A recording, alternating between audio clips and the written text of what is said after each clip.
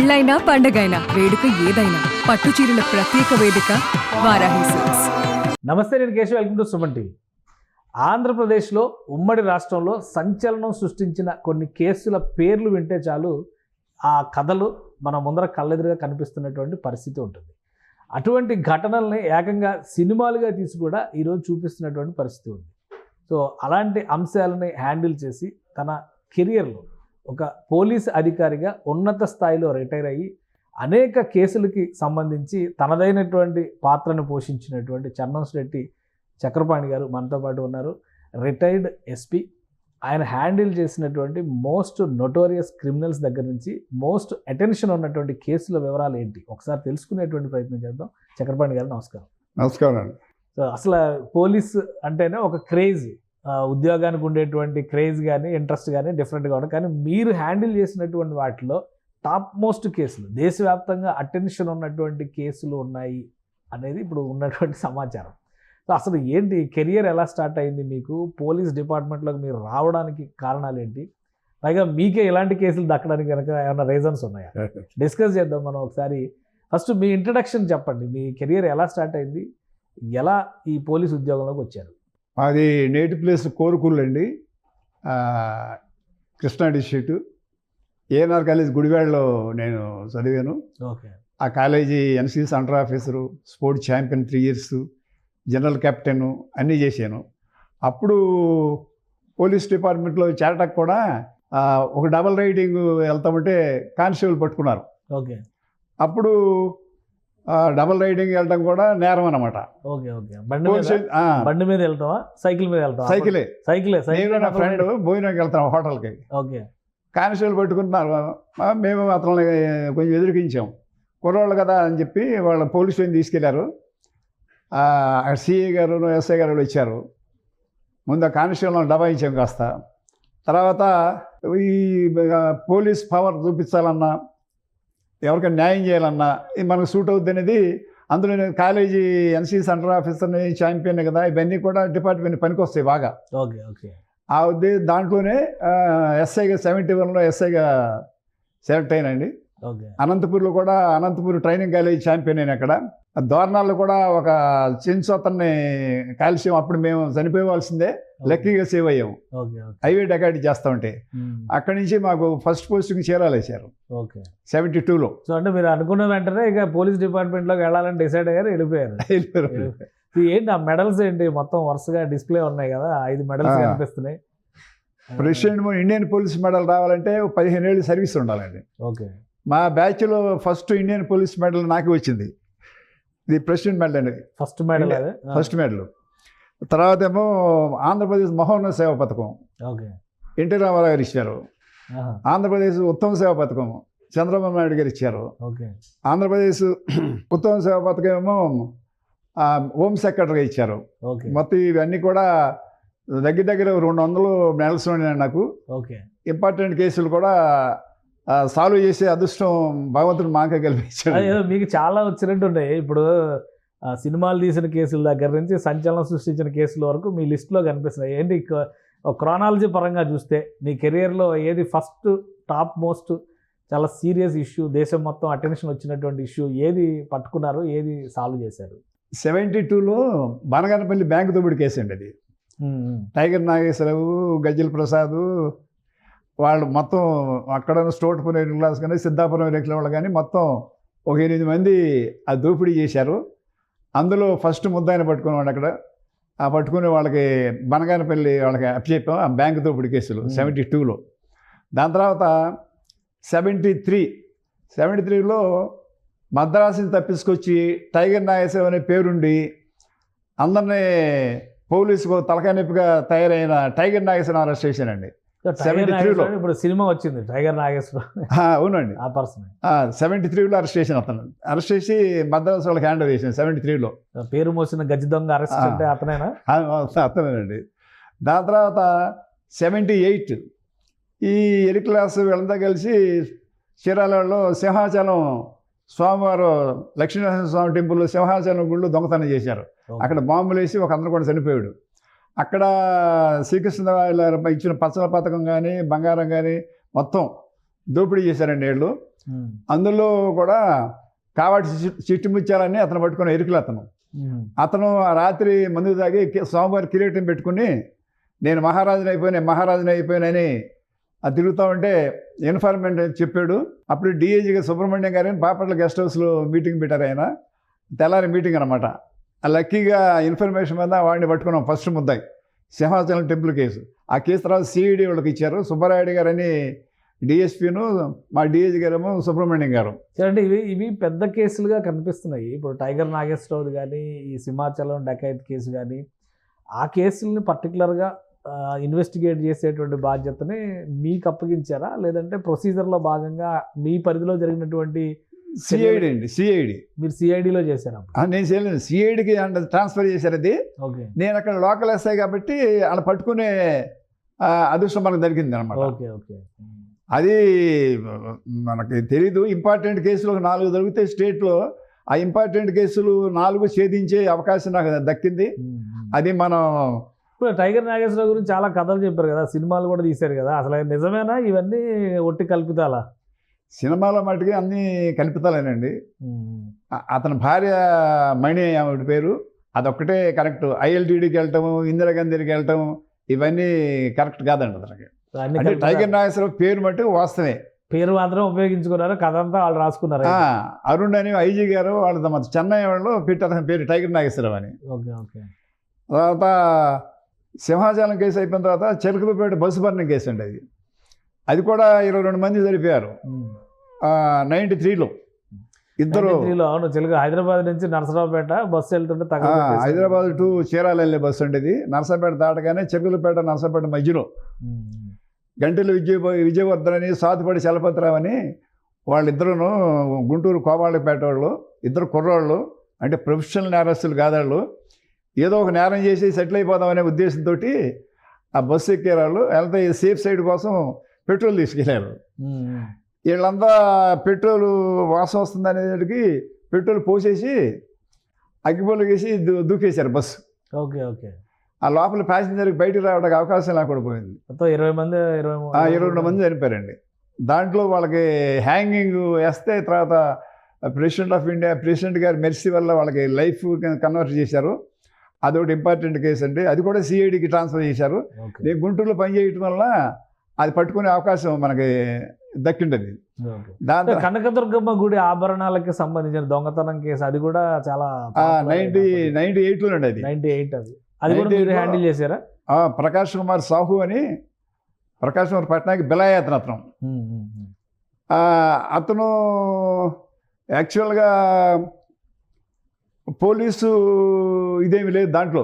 అమ్మవారు దయ వల్ల, అమ్మవారి మాసి వల్ల చిక్కాడు. ఓకే.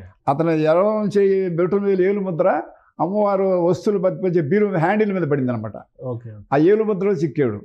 అమ్మవారి గుడి చేసే ముందు ఇంకా 3 నేరాలు చేశాడు. విజయనగరంలో వెంకటేశ్వర స్వామి గుడి, పార్వతీపురంలోనేమో కనికా పరమేశ్వర గుడి, అట్లాగే అరసవల్లినేమో సూర్యనారాయణ స్వామి టెంపుల్. ఈ 3 సార్లు చేసినాక ఇక్కడికి వచ్చినాక ఆడికి పాపం పండింది అనమాట. ఈ 4 నేరాల్లో. అది కూడా చాలా కష్టపడి ఆ ఒరిస్సా కటక్ అనేది తిరిగి అక్కడన్నీ ఆధారం ఏం లేదు, ఓన్లీ వేలుముద్ర ఒకటే. ఏలుముద్ర అండి. ఏలుముద్ర తీసుకొచ్చి వాడిని ఇంట్రాగేట్ చేస్తే ఇవన్నీ రికవర్ చేసి ఈ 4 కేసులు డిటెక్ట్ చేశాను. అది కూడా సిఐడి. అప్పుడు నేను సిఐడి ఇన్స్పెక్టర్గా ఉండేవాడిని కృష్ణా జిల్లాకి. Okay okay. ఆ కేసు ఒకటండి. ఇట్లా ఇంపార్టెంట్ కేసులని ఛేదించడానికి, ముందాలు పట్టుకుంటాకి భగవంతుడు మనకు అవకాశం కల్పించాడండి. తర్వాత మీరు చూసిన ఇంపార్టెంట్ కేసుల్లో రాజకీయపరమైనటువంటి అంశాలు, రాజకీయపరమైనటువంటి కేసులు కూడా ఉన్నాయా? ఈ దొంగతనాల కేసులే ఇదైనా మొత్తం మీ కెరియర్లో? నేను లా అండ్ ఆర్డర్, క్రైమ్ ఈక్వల్గా ఇంట్రెస్ట్ చేస్తానండి. గుంటూరు టౌన్కి లా అండ్ ఆర్డర్ సిఐగా 86 జనవరి నుంచి 89 వరకు 3 years law and order CI. అట్లాగే 92 నుంచి 95 crime CI 3 years. Okay. Crime, law and order రెండు ఈక్వల్ ఇంపార్టెన్స్గా నేను భావిస్తానండి.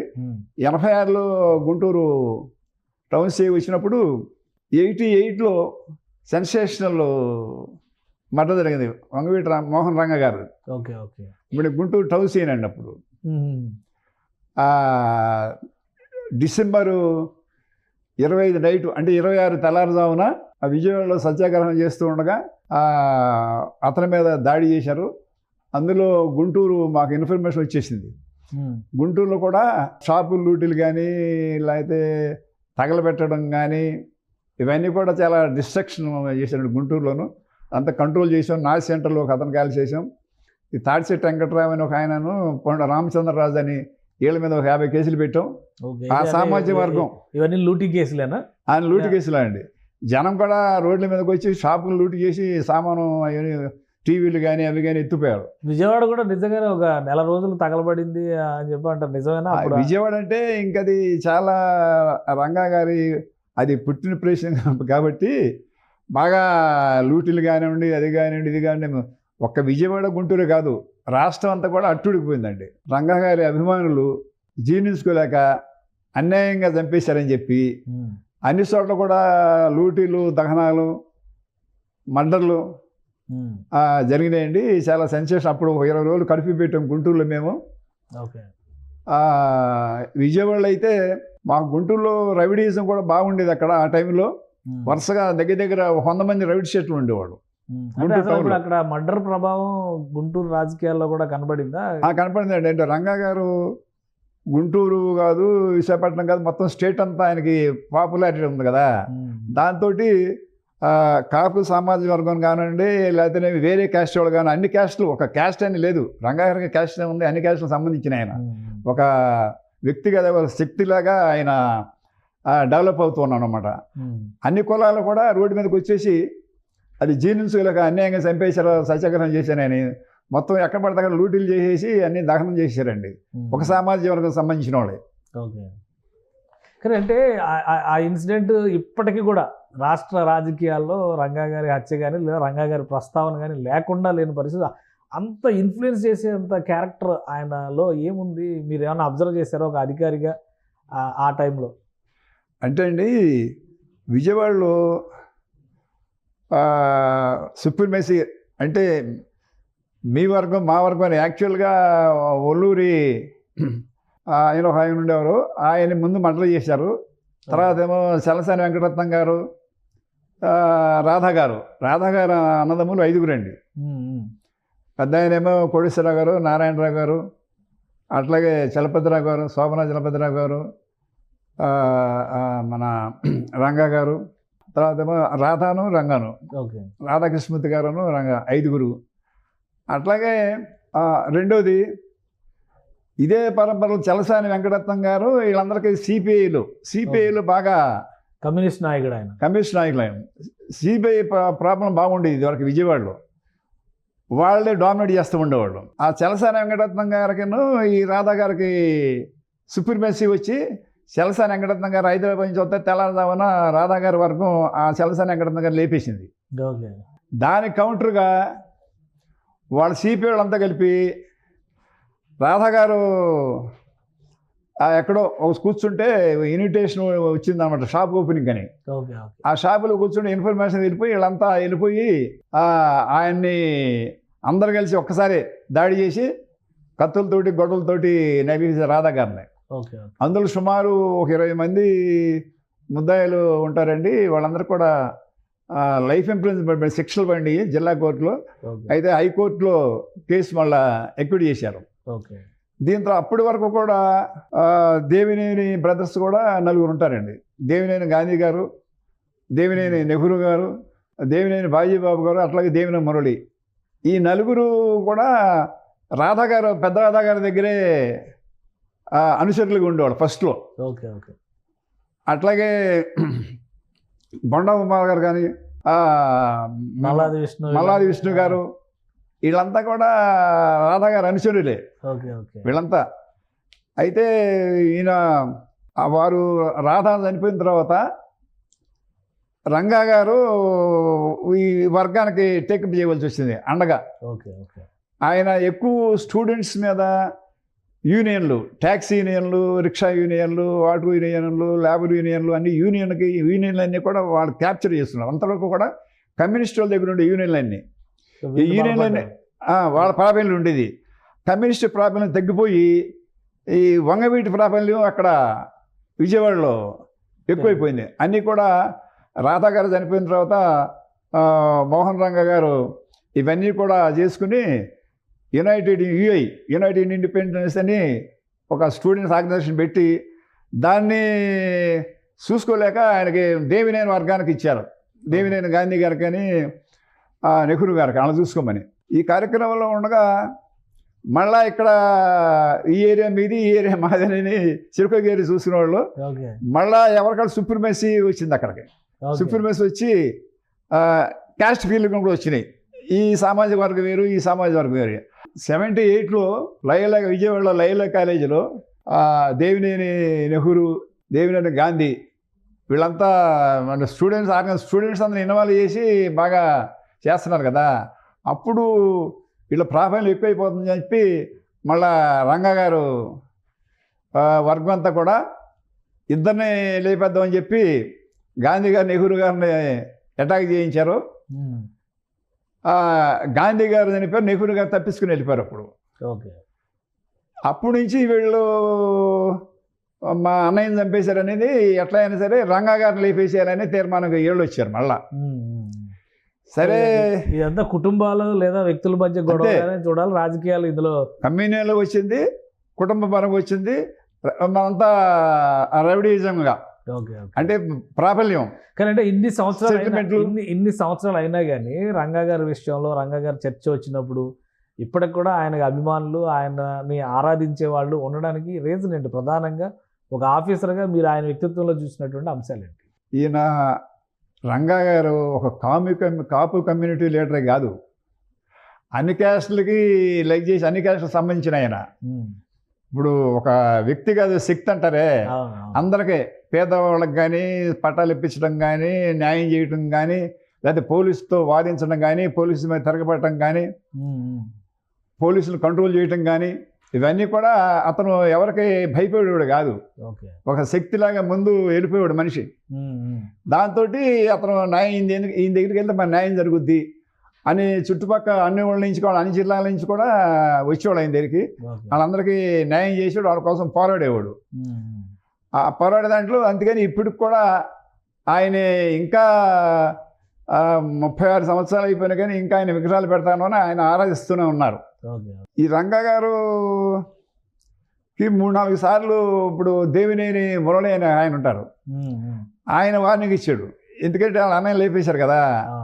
వీళ్ళంతా మళ్ళా ప్లాన్ వేసి ఎడ్లపాడు దగ్గర 88 మార్చిలో ఈయన్ని మురళి లేపేశారు. మళ్ళా ఎగ్జామినేషన్ రాసి, లా ఎగ్జామినేషన్ రాసి నెల్లూరు నుంచి వస్తూ ఉంటే మధ్యలో ఒక లారీ పెట్టి గుద్దిచ్చి అక్కడ ఎడ్లపాడు దగ్గర అతన్ని మర్డర్ చేస్తే 5 చనిపోయారు. 5 కూడా గుంటూరు టౌన్ సీ అయినప్పుడు నేను అక్కడ పోస్ట్ మార్టంలో చేయించి గుంటూరు జనరల్ హాస్పిటల్లో ఎస్కార్ట్ ఇచ్చి గొడవలు జరగకుండా విజయవాడ పంపించాం బాడీస్ని. ఆ మంగళగిరిలో కూడా బాగా గొడవలు జరిగినాయి. ఎప్పుడైతే మురళీ గారిని లేపేశారో ఇక ఈ రంగా గారికి టార్గెట్ అయిపోయాడు ఈయన. అయితే రెండోది ఏంటి, రంగా గారు ఒక వర్గానికే కాకుండా గవర్నమెంట్కి కూడా కొంచెం హెడ్ ఎక్ అంటే అన్ని అసెంబ్లీలో క్వశ్చన్ చేయటం. ఒకసారి అయితే ఒక విజయవాడ 5 టైప్ పోలీస్ స్టేషన్లో మురళీధరన్ అని ఒక నేవీ అతను తీసుకొచ్చారు. అతను ఇంట్రాగేట్ చేస్తే చనిపోయాడు. దాని గురించి అసెంబ్లీలో క్వశ్చన్ చేసి పోలీసుల మీద కేసు పెట్టించి పోలీసులు శిక్ష పడి తీసాడు ఆయన. అట్లాగే ఇంకో కేసులో ఒక రిక్షా కార్మికుడు చనిపోయాడు పోలీస్ స్టేషన్లోనే. అతని కోసం మళ్ళీ అసెంబ్లీలో క్వశ్చన్ చేసి దానికోసం అసెంబ్లీలో పద్ది కూడా ఈయన అడుగుతూ ఉన్నాడు. పాపులారిటీ పెరిగిపోతూ ఉంది. ఆయన బాంబారి శనిపాటి సీని గారు వాళ్ళిద్దరూ సబ్ జైల్లో ఉండగానే ఒక కాపునాడు అంటే యాక్చువల్గా చెప్పాలంటే రంగానాడు అనమాట. కాపునాడు అంటారు కదా, అంటే క్యాస్ట్ కోసం పెట్టింది కాదు అది. రంగానాడు సపోర్టర్స్ అందరూ వచ్చారు, ఒక కాపులే కాదు, అన్ని కులాల్లో కూడా వచ్చినాయి. సుమారు 10 లక్షల మంది ఇచ్చారు. ఎందుకు ఆర్గనైజ్ చేశారు అది రంగాన్ని వేధిస్తూ ఉన్నారు. రంగా ప్రొటెక్షన్ రంగా గారి కోసం, రంగా గారి కోసం ఇంత బలం ఉందని దేంట్లో కూడా రంగా అభిమానులు కలిసి పెట్టుకున్నారు వాళ్ళు. అంటే కులానికి దానికి ఏం సంబంధం లేదు. అయితే ఏంటంటే కొంత కాపు పెద్దలు ఉంటారు కదా, పిల్ల వెంకటేశ్వరరావు గారని, మిర్యాల వెంకటరావు గారని, ఎంఎస్ రావు గారని, వీళ్ళంతా, అదే మన చిన్న అంబుల్ గారని, మన ఎవరైనా గుంటూరు ఆయన లింగంశెట్టి ఈశ్వరరావు గారు కానీ ఓకే ఇటువంటి వాళ్ళంతా పెద్దలంతా కలిసి పెట్టారు. అయితే అన్ని క్యాస్ట్లు పార్టిసిపేట్ చేసినాయి.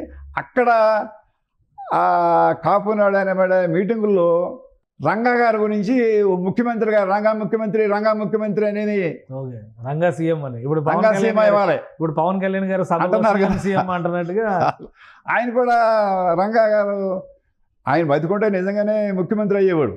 అంత చరిష్మా గల లీడరు, అంత సపోర్టివ్గా ఉంటాడు ఆయన. అయితే ఇంకొక ఇష్యూ ఏముంది మళ్ళా, ఇందాక రిక్షా కార్మికుడు చనిపోయాను కదా, అప్పుడు విజయవాడలో డ్యూటీ మీట్ జరుగుతుందండి. ఓకే ఆ డ్యూటీ మీట్ ఆ టైంలో కోటేశ్వర ప్రసాద్ గారు హోమ్ మినిస్టర్. ఓకే అక్కడికి వెళ్ళి మళ్ళీ ఆయనతో ఆర్గ్యుమెంట్ పెట్టుకున్నాడు. ఓకే అది దాంతో కూడా ఆయన హోమ్ మినిస్టర్ ఎదురుకిచ్చాడు. ఈయన అసెంబ్లీలో వసూలు చేస్తున్నాడు. ఇవన్నీ కూడా ఎదిగిపోయి అప్పుడు ఇంత మీడియా కూడా లేదు కదా. లేదు, ఈ యాక్టివిటీస్ అన్ని ప్రజలకు ఎలాగా రీచ్ అయ్యాయి, అంత రియాక్షన్, అంత చరిష్మా. అభిమానులు అండి, అభిమానులు రియాక్షన్, ఇన్ఫర్మేషన్ వెళ్ళిపోతూ ఉంటుంది కదా త్రూ పేపరు, ప్రెస్ మీడియా ఉంది కదా. పేపర్ ఒకటే, పేపర్ నుంచే తెలుసు. అంతా రాష్ట్రంలో ఎక్కడికి వెళ్ళినా ఒక సినిమా యాక్టర్లు కూడా వచ్చేవాళ్ళు కాదు, ఈయన కొంచెం జనం. మా గుంటూరు కూడా వచ్చేవాడు ఆయన. ఒకసారి వెంకటకృష్ణాపురం అని ఫ్యాక్షన్ అక్కడ, అంటే ఫ్యాక్షన్ బిట్వీన్ కాపు అండ్ కమ్మ అన్నమాట. వెంకటకృష్ణాపురం గుంటూరు తాలూకాలో ఉంటుంది. దానికి కూడా వచ్చాడు ఈయన గుంటూరు జిల్లాకి. అన్ని జిల్లాలకు వెళ్తా ఉండేవాడు ప్రొటెక్షన్. ఎక్కడ గొడవ జరిగినా నేను ఉన్నాను అనేవాడు. ఓ పక్కన ముఖ్యమంత్రి అంటున్నారు, ముఖ్యమంత్రి కాబోయే ముఖ్యమంత్రి అంటున్నారు.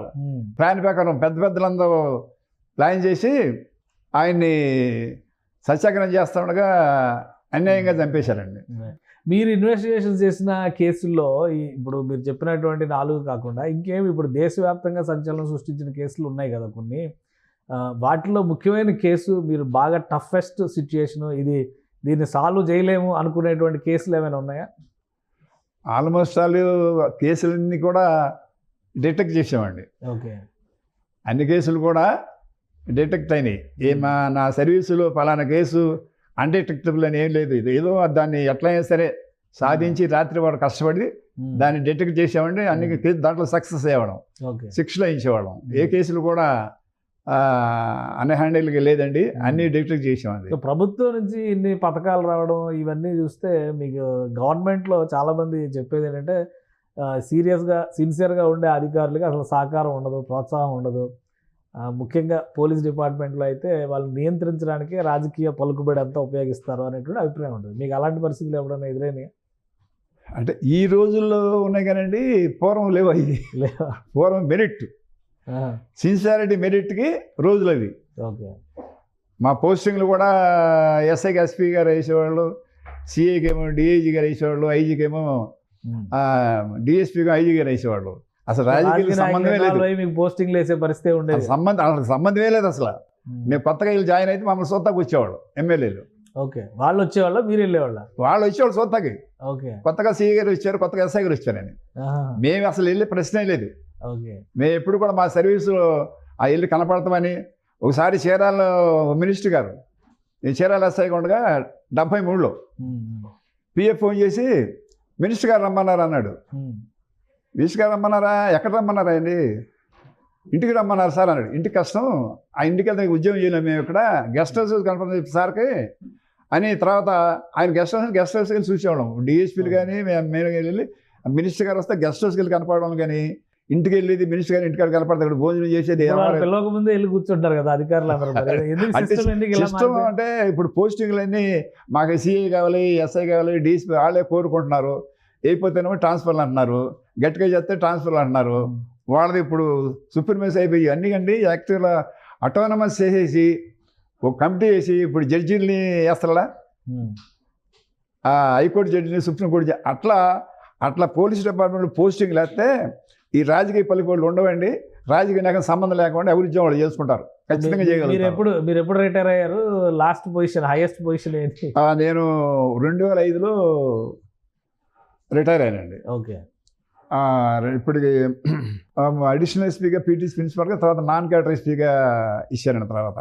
ఓకే, అంటే చాలామంది ముఖ్యమంత్రులు, ఎన్టీ రామారావు గారు ఉన్నప్పుడు, చంద్రబాబు నాయుడు గారు ఉన్నప్పుడు, మధ్యలో ఉన్న నేదురుమల్లి జనార్దన్ రెడ్డి, మర్రి చెన్నారెడ్డి, వీళ్ళందరూ ఉండగా కోట్ల విజయభాస్కర్ రెడ్డి, తర్వాత చూస్తే రాజశేఖర్ రెడ్డి, వీళ్ళందరూ ఉన్నంత వరకు మీరు పనిచేశారు. చేసామండి. ఇప్పుడు గుంటూరులో నేను అరెస్ట్ చేసిన వాళ్ళలో ఎమ్మెల్యే అయ్యారు, ఎమ్మెల్సీ అయ్యారు, మంత్రులు అయ్యారు. Okay okay. నూరు గెలవడం రాజ్యం కదా. ఎవరు అరెస్ట్ చేశారు, ఎవరు ఎమ్మెల్యేలు అయ్యారు, ఎవరు మంత్రులు అయ్యారు, ఎందుకు వాళ్ళు బాధపడతారు. తాజీ వెంకటరావు గారిని అరెస్ట్ చేసిన 50 కేసులు ఆయన ఎమ్మెల్యే అయిపోయాడు. అప్పిరెడ్డి గారిని అరెస్ట్ చేశాను, లేళ్ళ అప్పిరెడ్డి గారు. ఆయనేమో ఎమ్మెల్సీ అయిపోయాడు. నక్క ఆనందబాబు గారిని అరెస్ట్ చేశాము, ఆయన మినిస్టర్ అయిపోయాడు. సో మీరు అరెస్ట్ చేస్తే రాజకీయ పదవులు వచ్చేస్తాయి. అంతే, మన చేయి బాగా కలిసి వస్తాం. కలిసి వస్తాయి. సో ఈ ఇన్వెస్టిగేషన్స్ చేసేటువంటి క్రమంలో అప్పట్లో ఉన్నటువంటి విధానాలు, ప్రభుత్వాల పరంగా ఉన్నటువంటి సహకారం కానీ ప్రోత్సాహం కానీ, నేను ఇప్పుడు టైగర్ నాగేశ్వరరావు అంటే అరెస్ట్ చేస్తే వదిలేశారు, మళ్ళీ అతను పెద్ద ఏకమేకై కూర్చున్నాడు అనేటువంటి విమర్శలు ఉన్నాయి. సో ఆ ప్రొసీజర్లో కానీ సిస్టంలో కానీ అప్పట్లో ఏమైనా నియంత్రణలు ఉండేవా? ఖచ్చితంగా వాళ్ళకందరికీ శిక్షలు పడేటట్టు చేసేవాళ్ళము. మాకు పోలీస్ స్టేషన్లో రికార్డ్స్ ఉండేవి, దాని పక్కన కంట్రోల్ చేసేవాళ్ళము. ఏ రాజకీయ ఒత్తిళ్ళు ఉండే కాదు. చీరాల అంటే చాలా సెన్సిటివ్ ప్లేస్ అండి అది. ఓకే. అక్కడ చీరాల సక్సెస్ అయితే పోలీస్ ఆఫీసర్ ఎక్కడైనా సక్సెస్ అవుతారు స్టేట్లో. సో అప్పట్లో అలా ఉండేది. అట్లా ఉండేదండి అప్పుడు. సో ఈ దుర్గగుడి కేసు కానీ, తర్వాత రంగా గారి మర్డర్ తర్వాత జరిగినటువంటి అల్లర్ల విషయంలో కానీ పోలీస్ యంత్రాంగం ఎలా రియాక్ట్ అయింది? అప్పుడు ప్రాంప్ట్గా రియాక్ట్ అయిందా? ఎందుకంటే బీబీసీ లెవెల్లో కవర్ అయింది, అంతర్జాతీయ వార్తల్లో కూడా వెళ్ళింది అనేటువంటి అభిప్రాయం ఉంది కదా. గుంటూరులో మటుకి చాలా కంట్రోల్ చేసామండి. గుంటూరులో ఒక్క అంతరం మటుకి కాల్చాము, అన్నీ మొత్తం పోలీస్ ఫైరింగ్ జరిగింది గుంటూరు. పోలీస్ జరిగింది. ఒక అతను నాసి సెంటర్లో ఒక కాల్చాము, లూటీ చేస్తూ ఉంటే ఎక్కడికక్కడ బందోబస్తు ఏఆర్ కానీ, తర్వాత ఏమో సిఆర్పిఎఫ్, తర్వాత ఏమో బిఎస్ఎఫ్, వీళ్ళంతా సెంట్రల్ ఫోర్స్ వచ్చేసినాయి.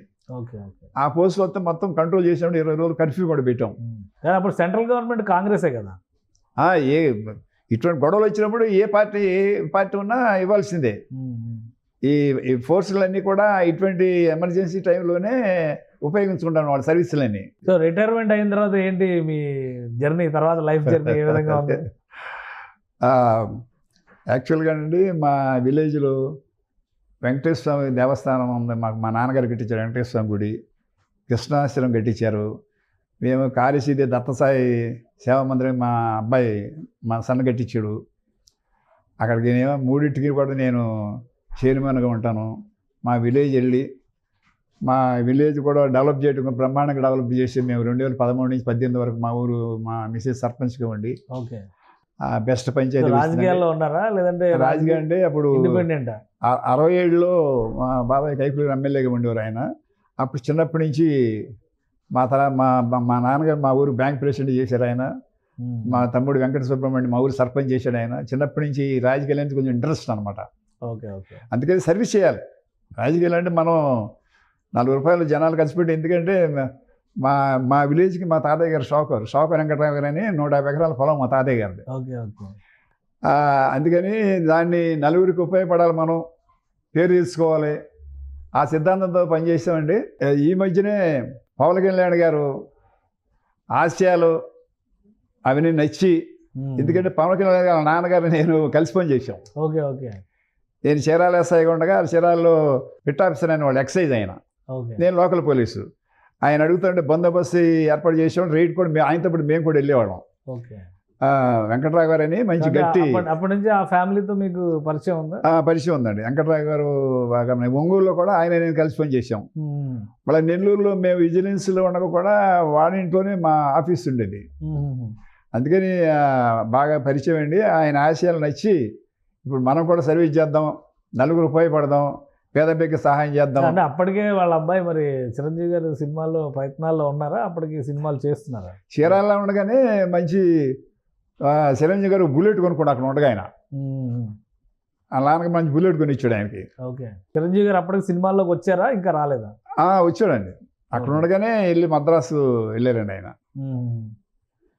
సో ఆ తర్వాత మీకు ఉన్న పరిచయాలు, మీ రిలేషన్స్ అలా కంటిన్యూ అయినాయా? అయినాయండి. సో ఇప్పుడు ఏంటి, ఇప్పుడు ఇంకా మీ ఊరికి సేవ చేయడం, ప్రజాసేవ చేయడం అంతేనా? అంతేనండి. పై చేయటం, నలుగురికి ఉపయోగపడటం. ఓకే అదే అండి పరిస్థితి. థ్యాంక్ యూ చక్రపాణి గారు, మీ అభిప్రాయాలు నమస్కారం తెలియజేసినందుకు. నమస్కారం. ఇది చక్రపాణి గారి జీవిత ప్రయాణం. ఒక విధంగా దేశంలోనే సంచలనం సృష్టించినటువంటి కేసులు టైగర్ నాగేశ్వరరావుని పట్టుకోవడం కానీ, అలానే దుర్గగుడిలో ఆభరణాల దొంగతనం కేసులు వంటి వాటిని సాల్వ్ చేసినటువంటి వ్యక్తి ఆయన. అలాగే వంగవీటి మోహన్ రంగా గారి హత్య తర్వాత జరిగినటువంటి అల్లర్లలో కూడా గుంటూరులో ఒక పవర్ఫుల్ పోలీస్ ఆఫీసర్గా తనదైన పాత్ర పోషించినటువంటి వ్యక్తి. తన సుదీర్ఘ ఉద్యోగ ప్రస్థానంలో ఎప్పుడు ఏ రాజకీయ ఒత్తిళ్లకి లొంగలేదని, అప్పుడున్న వ్యవస్థలు ఇప్పటికంటే ఎంతో మెరుగ్గా ఉన్నాయనేటువంటి అభిప్రాయంతో ఆయన మాట్లాడుతున్నారు. ఇప్పుడు ప్రజాసేవ చేయడం అంటే రాజకీయాలు లాభాపేక్ష లేనటువంటి ప్రజాసేవకి తన జీవితాన్ని అంకితం చేసినట్టుగా చెప్తున్నారు. ఇది special discussion. Keep watching. Suman టీవీలో మీ పర్సనల్ అండ్ బిజినెస్ ప్రమోషన్స్ కోసం కింది నెంబర్కి కాంటాక్ట్ చేయండి.